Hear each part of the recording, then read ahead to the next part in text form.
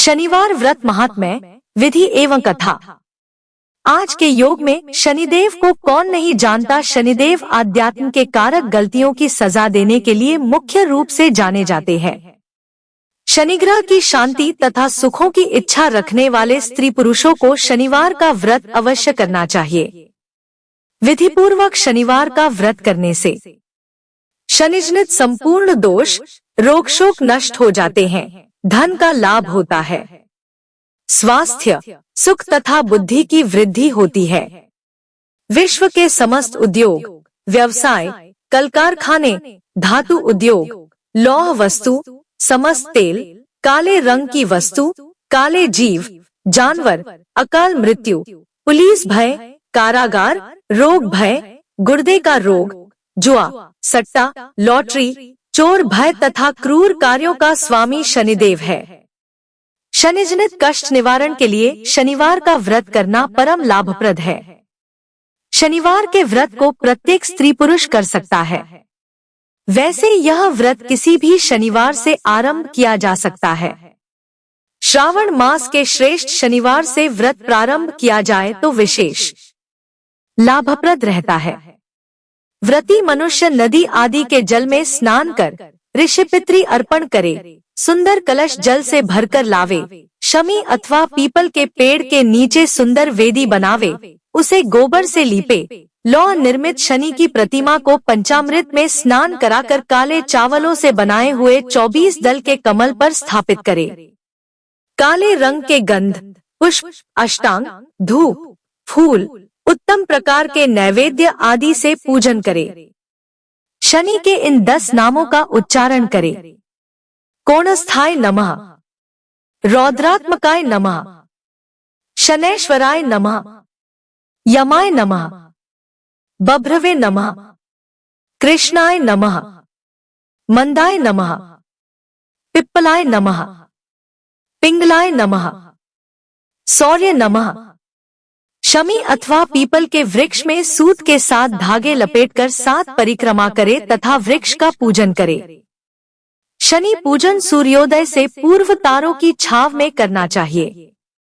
शनिवार व्रत कथा को भक्ति और प्रेम पूर्वक सुने। कथा कहने वाले को दक्षिणा दे।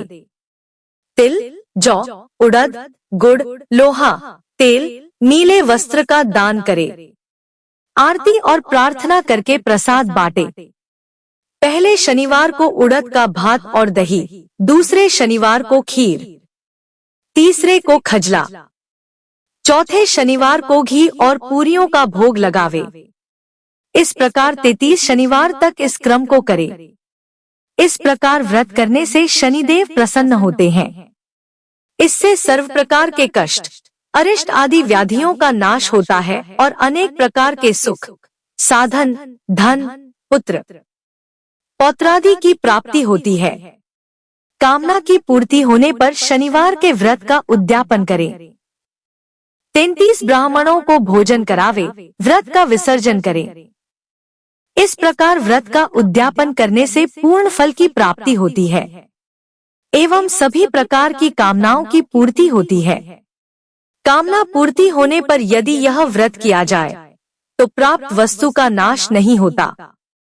राहु, केतु और शनि के कष्ट निवारण हेतु भी शनिवार के व्रत का विधान है। इस व्रत में शनि की लोहे की, राहु व केतु की शीशे की मूर्ति बनवाएं। कृष्ण वर्ण वस्त्र, 2 भुजा दंड और अक्षमालाधारी काले रंग के 8 घोड़े वाले रथ में बैठे शनि का ध्यान करें। कराल बदन, खड्ग, चर्म और शूल से युक्त नीले सिंहासन पर विराजमान वरप्रद राहु का ध्यान करे। धूम्रवर्ण, गदादि आयुर्धों से युक्त गृद्धासन पर विराजमान विकटासन और वरप्रद केतु का ध्यान करे। इन्हीं स्वरूपों में मूर्तियों का निर्माण करावे। अरवा गोलाकार मूर्ति बनावे। काले रंग के चावलों से 24 दल का कमल निर्माण करे। कमल के मध्य में शनि, दक्षिण भाग में राहु और वाम भाग में केतु की स्थापना करे। रक्त चंदन में केशर मिलाकर, गंध चावल में काजल मिलाकर, काले चावल, काकमाची, कागलहर के काले पुष्प, कस्तूरी आदि से कृष्ण धूप और तिल आदि के संयोग से कृष्ण नैवेद्य भोग अर्पण करें और इस मंत्र से प्रार्थना एवं नमस्कार करें। शनैश्चर नमस्तुभ्यं नमस्तत्वथ राहवे, केतवेथ नमस्तुभ्यं सर्वशांति प्रदो भव, ऊर्ध्वकायं महाघोरं चंडादित्य विमर्दनम, सिंहिकायाः सुतं रौद्रतम राहु प्रणमाम्यहम्, पाताल धूम संकाश ताराग्रह विमर्दनम, रौम रौद्रात्मक क्रूरण तं केतु प्रणमाम्यहम्। 7 शनिवार व्रत करें। शनि हेतु शनि मंत्र से शनि की समिधा में, राहु हेतु राहु मंत्र से पूर्वा की समिधा में, केतु हेतु केतु मंत्र से कुशा की समिधा में, कृष्ण जौ के घी व काले तिल से प्रत्येक के लिए 108 आहुतियां दे और ब्राह्मण को भोजन करावे। इस प्रकार शनिवार के व्रत के प्रभाव से शनि और राहु केतु जनित कष्ट, सभी प्रकार के अरिष्ट तथा आदि व्याधियों का सर्वथा नाश होता है। श्री शनिवार व्रत कथा। एक समय समस्त प्राणियों का हित चाहने वाले मुनि नैमिषारण्य में एकत्र हुए। उस समय व्यास जी के शिष्य सूत जी शिष्यों के साथ श्रीहरि का स्मरण करते हुए वहां आए। समस्त शास्त्रों के ज्ञाता श्री सूत जी को आया देखकर महातेजस्वी शौनकादि मुनियों ने उठकर श्री सूत जी को प्रणाम किया। मुनियों द्वारा दिए आसन पर श्री सूत जी बैठ गए। हे ऋषियों, युधिष्ठिर आदि पांडव जब वनवास में अनेक कष्ट भोग रहे थे, उस समय उनके प्रिय सखा श्री कृष्ण उनके पास पहुँचे। युधिष्ठिर ने श्री कृष्ण का बहुत आदर किया और सुंदर आसन पर बैठाया। श्री कृष्ण बोले, हे युधिष्ठिर, कुशल पूर्वक तो हो? युधिष्ठिर ने कहा, हे प्रभु, आपकी कृपा है, आपसे कुछ छिपा नहीं है। कृपा कर कोई ऐसा उपाय बतलाएं जिसके करने से यह ग्रह कष्ट न व्यापे, इससे छुटकारा मिले। यह शनि ग्रह बहुत कष्ट देता है। श्री कृष्ण बोले, राजन, आपने बहुत ही सुंदर बात पूछी है। आपसे एक उत्तम व्रत कहता हूँ, सुनो।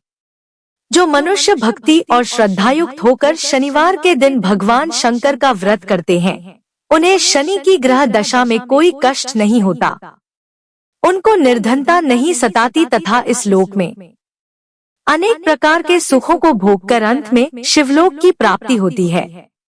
युधिष्ठिर बोले, हे प्रभु, सबसे पहले यह व्रत किसने किया था? कृपा करके इसे विस्तार पूर्वक कहें तथा इसकी विधि भी बतलाएं। भगवान श्री कृष्ण बोले, राजन, शनिवार के दिन, विशेषकर श्रावण मास में शनिवार के दिन लौह निर्मित प्रतिमा को पंचामृत से स्नान कराकर अनेक प्रकार के गंध, अष्टांग, धूप, फल, उत्तम प्रकार के नैवेद्य आदि से पूजन करे। शनि के 10 नामों का उच्चारण करे। तिल, जौ, उड़द, गुड़, लोहा, नीले वस्त्र का दान करे। फिर भगवान शंकर का विधि पूर्वक पूजन कर आरती प्रार्थना करे, हे भोलेनाथ, मैं आपकी शरण हूँ, आप मेरे ऊपर कृपा करें, मेरी रक्षा करें। हे युधिष्ठिर, पहले शनिवार को उड़द का भात, दूसरे को केवल खीर, तीसरे को खजला, चौथे को पूरियों का भोग लगावे। व्रत की समाप्ति पर यथाशक्ति ब्राह्मण भोजन करावे। इस प्रकार करने से सभी अनिष्ट, कष्ट, आदि व्याधियों का सर्वथा नाश होता है। राहु, केतु, शनिकृत दोष दूर होते हैं और अनेक प्रकार के सुख साधन एवं पुत्र पौत्रादि का सुख प्राप्त होता है। सबसे पूर्व जिसने इस व्रत को किया था, उसका इतिहास भी सुनो। पूर्व काल में इस पृथ्वी पर एक राजा राज्य करता था। उसने अपने शत्रुओं को अपने वश में कर लिया। दैव गति से राजा और राजकुमार पर शनि की दशा आई। राजा को उसके शत्रुओं ने मार दिया। राजकुमार भी बेसहारा हो गया। राजगुरु को भी बैरियों ने मार दिया। उसकी विधवा ब्राह्मणी तथा उसका पुत्र शुचिव्रत रह गया। ब्राह्मणी ने राजकुमार धर्मगुप्त को अपने साथ ले लिया और नगर को छोड़कर चल दी। गरीब ब्राह्मणी दोनों कुमारों का बहुत कठिनाई से निर्वाह कर पाती थी। कभी किसी शहर में और कभी किसी नगर में दोनों कुमारों को लिए घूमती रहती थी। एक दिन वह ब्राह्मणी जब दोनों कुमारों को लिए एक नगर से दूसरे नगर जा रही थी कि उसे मार्ग में महर्षि शांडिल्य के दर्शन हुए। ब्राह्मणी ने दोनों बालकों के साथ मुनि के चरणों में प्रणाम किया और बोली, महर्षि, मैं आज आपके दर्शन कर कृतार्थ हो गई। यह मेरे दोनों कुमार आपकी शरण है, आप इनकी रक्षा करें। मुनिवर, यह शुचिव्रत मेरा पुत्र है और यह धर्मगुप्त राजपुत्र है और मेरा धर्मपुत्र है। हम घोर दारिद्र्य में हैं, आप हमारा उद्धार कीजिए। मुनि शांडिल्य ने ब्राह्मणी की सब बात सुनी और बोले, देवी, तुम्हारे ऊपर शनि का प्रकोप है, अतः आप शनिवार के दिन व्रत करके भोले शंकर की आराधना किया करो, इससे तुम्हारा कल्याण होगा। ब्राह्मणी और दोनों कुमार मुनि को प्रणाम कर शिव मंदिर के लिए चल दिए। दोनों कुमारों ने ब्राह्मणी सहित मुनि के उपदेश के अनुसार शनिवार का व्रत किया तथा शिवजी का पूजन किया। दोनों कुमारों को यह व्रत करते करते 4 मास व्यतीत हो गए। एक दिन शुचिव्रत स्नान करने के लिए गया। उसके साथ राजकुमार नहीं था। कीचड़ में उसे एक बहुत बड़ा कलश दिखाई दिया। शुचिव्रत ने उसको उठाया और देखा तो उसमें धन था। शुचिव्रत उस कलश को लेकर घर आया और माँ से बोला, हे माँ, शिवजी ने इस कलश के रूप में धन दिया है। माता ने आदेश दिया, बेटा, तुम दोनों इसको बांट लो। माँ का वचन सुनकर शुचिव्रत बहुत ही प्रसन्न हुआ और धर्मगुप्त से बोला, भैया, अपना हिस्सा ले लो। परंतु शिवभक्त राजकुमार धर्मगुप्त ने कहा, माँ, मैं हिस्सा लेना नहीं चाहता, क्योंकि जो कोई अपने सुकृत से कुछ भी पाता है वह उसी का भाग है और उसे आप ही भोगना चाहिए। शिवजी मुझ पर भी कभी कृपा करेंगे। धर्मगुप्त प्रेम और भक्ति के साथ शनि का व्रत करके पूजा करने लगा। इस प्रकार उसे 1 वर्ष व्यतीत हो गया। बसंत ऋतु का आगमन हुआ। राजकुमार धर्मगुप्त तथा ब्राह्मण पुत्र शुचिव्रत दोनों ही वन में घूमने गए। दोनों वन में घूमते घूमते काफी दूर निकल गए। उनको वहां सैकड़ों गंधर्व कन्याएं खेलती हुई मिली। ब्राह्मण कुमार बोला, भैया, चरित्रवान पुरुषों को चाहिए कि वे स्त्रियों से बचकर रहें, ये मनुष्य को शीघ्र ही मोह लेती हैं। विशेष रूप से ब्रह्मचारी को स्त्रियों से न तो संभाषण करना चाहिए तथा न ही मिलना चाहिए। परंतु गंधर्व कन्याओं की क्रीड़ा को देखने की इच्छा रखने वाला राजकुमार उनके पास अकेला चला गया। गंधर्व कन्याओं में से एक सुंदरी उस राजकुमार पर मोहित हो गई और अपनी सखियों से बोली, यहाँ से थोड़ी दूरी पर एक सुंदर वन है, उसमें नाना प्रकार के फूल खिले हैं। तुम सब जाकर उन सुंदर फूलों को तोड़कर ले आओ, तब तक मैं यहीं बैठी हूँ। सखियां उस गंधर्व कन्या की आज्ञा पाकर चली गई और वह सुंदर गंधर्व कन्या राजकुमार पर दृष्टि गड़ाकर बैठ गई। उसे अकेला देखकर राजकुमार भी उसके पास चला आया। राजकुमार को देखकर गंधर्व कन्या उठी और बैठने के लिए कमल पत्तों का आसन दिया। राजकुमार आसन पर बैठ गया। गंधर्व कन्या ने पूछा, आप कौन है, किस देश के रहने वाले हैं तथा आपका आगमन कैसे हुआ है? राजकुमार ने कहा, मैं विदर्भ देश के राजा का पुत्र हूँ। मेरा नाम धर्मगुप्त है। मेरे माता पिता स्वर्गलोक सिधार चुके हैं। शत्रुओं ने मेरा राज्य छीन लिया है। मैं राजगुरु की पत्नी के साथ रहता हूँ, वह मेरी धर्म माता है। फिर राजकुमार ने उस गंधर्व कन्या से पूछा, आप कौन है, किसकी पुत्री है और किस कार्य से यहाँ पर आपका आगमन हुआ है? गंधर्व कन्या ने कहा, विद्रविक नाम के गंधर्व की मैं पुत्री हूँ। मेरा नाम अंशुमति है। आपको आता देख आपसे बध करने की इच्छा हुई, इसी से मैं सखियों को अलग भेजकर अकेली रह गई हूँ। गंधर्व कहते हैं कि मेरे बराबर संगीत विद्या में कोई निपुण नहीं है। भगवान शंकर ने हम दोनों पर कृपा की है, इसलिए आपको यहाँ पर भेजा है। अब से लेकर मेरा आपका प्रेम कभी न टूटे। ऐसा कहकर कन्या ने अपने गले का मोतियों का हार राजकुमार के गले में डाल दिया। राजकुमार धर्मगुप्त ने कहा, मेरे पास न राज है न धन, आप मेरी भार्या कैसे बनेंगी? आपके पिता है, आपने उनकी आज्ञा भी नहीं ली। गंधर्व कन्या बोली, अब आप घर जाएं, लेकिन परसों प्रातःकाल यहाँ अवश्य पधारें। राजकुमार से ऐसा कहकर गंधर्व कन्या अपनी सहेलियों के पास चली गई। राजकुमार धर्मगुप्त शुचिव्रत के पास चला आया और उसे सब समाचार कह सुनाया। राजकुमार धर्मगुप्त तीसरे दिन शुचिव्रत को साथ लेकर उसी वन में गया। उसने देखा कि स्वयं गंधर्वराज विद्रविक उस कन्या को साथ लेकर उपस्थित है। गंधर्वराज ने दोनों कुमारों का अभिवादन किया और दोनों को सुंदर आसन पर बिठाकर राजकुमार से कहा, राजकुमार, मैं परसों कैलाश पर गौरी शंकर के दर्शन करने गया था। वहां करुणारूपी सुधा के सागर भोले शंकर जी महाराज ने मुझे अपने पास बुलाकर कहा, गंधर्वराज, पृथ्वी पर धर्मगुप्त नाम का राजभ्रष्ट राजकुमार है।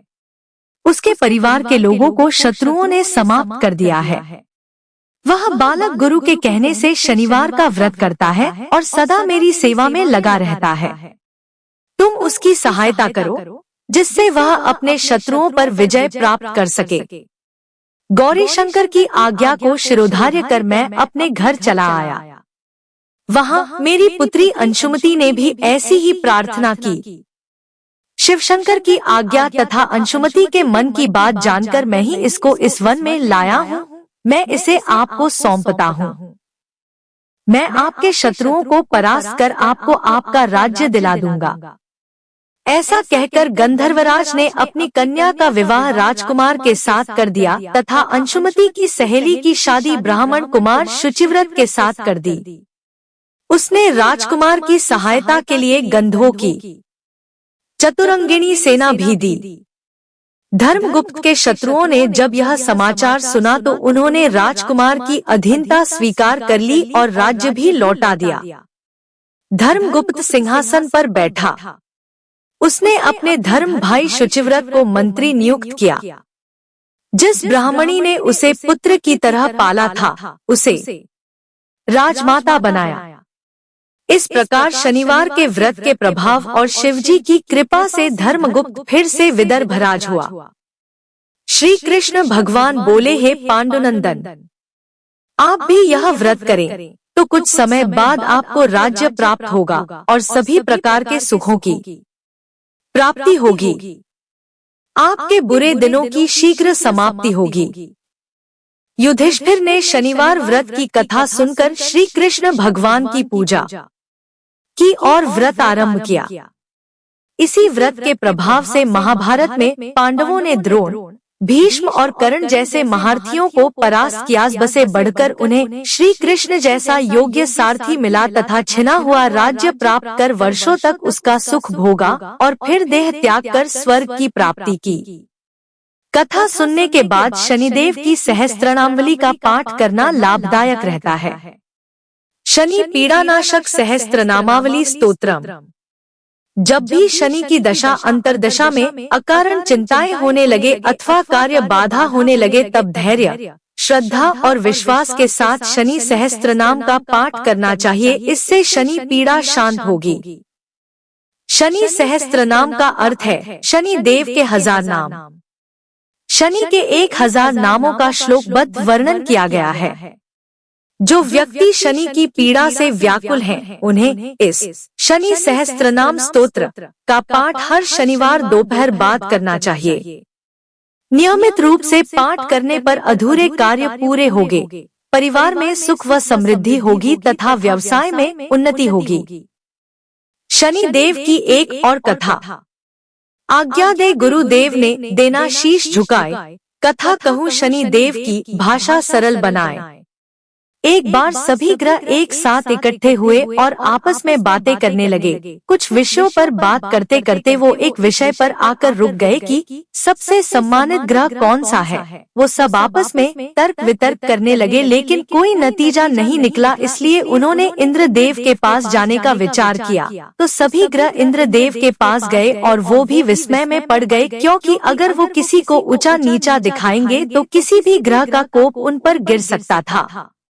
कुछ देर बाद विचार करने के बाद इंद्रदेव ने कहा, मान्यवरों, मैं इस प्रश्न का उत्तर देने में असमर्थ हूँ, लेकिन उज्जैनी नगर में विक्रमादित्य नाम का राजा है जो आपके प्रश्न का उत्तर दे सकता है। इस तरह इंद्रदेव के कहने पर सभी ग्रह राजा विक्रम के दरबार में गए। विक्रमादित्य उस समय का सबसे पसंदीदा राजा था, क्योंकि वो अपने न्याय के लिए प्रसिद्ध था। जब उसने देखा कि सभी ग्रह उसके दरबार में आ रहे हैं, तो वो तुरंत अपने सिंहासन से उठ गया और उन्हें अपने आसनों पर बैठने को कहा, लेकिन उन्होंने मना कर दिया। उन्होंने कहा, हम यहाँ तब तक आसनों पर नहीं बैठेंगे जब तक तुम ये न्याय ना कर दो कि हम सब में से सबसे ऊंचा ग्रह कौन सा है। विक्रमादित्य भी ऐसा प्रश्न सुनकर विस्मय में पड़ गया, लेकिन फिर उसने एक योजना बनाई। उसने आसनों की एक कतार उसके सिंहासन से द्वार तक बनाई और उन्हें बैठने को कहा जब तक कि वो इसका निर्णय करते हैं। विक्रम के सबसे निकट वाले आसन पर बृहस्पति जी दौड़ते हुए जाकर बैठ गए। अगले आसन पर सूर्य, उसके बाद चंद्रमा, उसके बाद मंगल, फिर राहु और फिर केतु बैठ गए। शुक्र देव 8वें आसन पर बैठ गए और अब अंतिम आसन बचा था और शनि देव बच गए थे, लेकिन वो आसन सबसे अंतिम था और द्वार के नजदीक था, इसलिए शनि देव ने वहां बैठने से मना कर दिया। विक्रम ने सोचा कि जो भी उस अंतिम आसन पर बैठकर विनम्रता दर्शाएगा उसे ही वो सबसे महान घोषित करेंगे, लेकिन शनि देव के वहां नहीं बैठने से सब गड़बड़ हो गया। शनि देव एक क्रोध वाले देवता है। जब वो वहां पर नहीं बैठे तो सभी ग्रह हंसने लग गए। शनि देव ने इसे अपना अपमान मानते हुए बहुत क्रोधित हुए और विक्रम से कहा, तुमने इस तरह मेरा अपमान करके अच्छा नहीं किया। तुम मुझे क्या मानते हो? तुम मुझे अंत में बिठाने के लिए बुलाया है। एक बात ध्यान रखना कि किसी भी राशि में चंद्रमा 2.25 दिन, सूर्य, बुध और शुक्र केवल 15 दिन, मंगल 2 महीने, गुरु 13 महीने और राहु केतु 18 महीने तक रहते हैं, लेकिन मैं 7.5 साल तक किसी भी राशि में रहता हूँ। इसलिए तुम अब अपना ध्यान रखो, तुम्हें भी मेरे अपमान का दंड सहना पड़ेगा। राजा विक्रम कुछ दिनों तक बिना किसी मुसीबत के दिन गुजारे, लेकिन जल्द ही राजा के 7.5 शुरू हो गए। उन दिनों में एक अश्व व्यापारी वहां आया और वहां घोड़े बेचने के लिए रुका। राजा ने भी कुछ सुंदर घोड़े खुद के लिए खरीदे। उनमें से एक घोड़े का नाम भंवर था, जिसे राजा बहुत पसंद करता था। राजा उस घोड़े पर सवार हो गया और इधर उधर घूमने लगा। तभी कुछ देर बाद वो दौड़ता हुआ राजा को एक घने जंगल में छोड़कर भाग गया। राजा को ये देखकर बहुत आश्चर्य हुआ और अब वो उस जंगल में भूखा प्यासा भटकने लगा।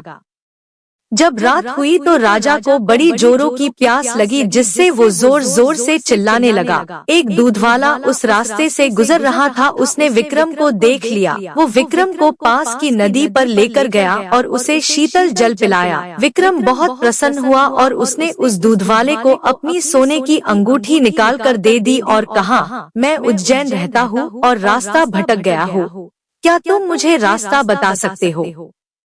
वो दूधवाला उसको गांव में लेकर आया और उसको एक दुकानदार ने भोजन कराया। विक्रम ने दुकानदार को भी एक अंगूठी दी और उसको भी विक्रम ने रास्ता भटकने वाली बात बताई।